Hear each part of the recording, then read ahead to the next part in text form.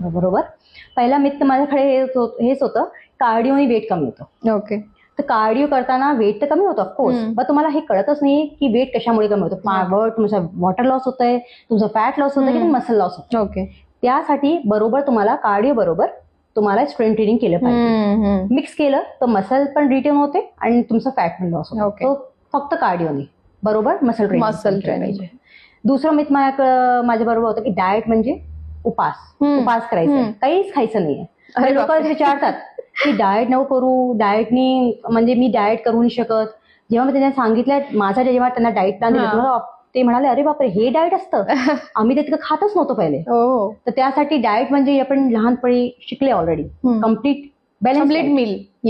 Balance protein, carbs, vitamin, mineral सगळं. म्हणजे जे आपलं ट्रॅडिशनल जे ताट भरलेलं असतं जेवणाचं ताट, कोशिंबीर भाजी, सॅलड, फायबर भाजी म्हणजे फायबर झालं आपलं, डाळ, प्रोटीन, डाळ सगळं आपलं असलं पाहिजे. ते मिक्स करून खाल्लं पाहिजे सगळ्यांना. तर हे बॅलन्स डाएट होना चाहिए.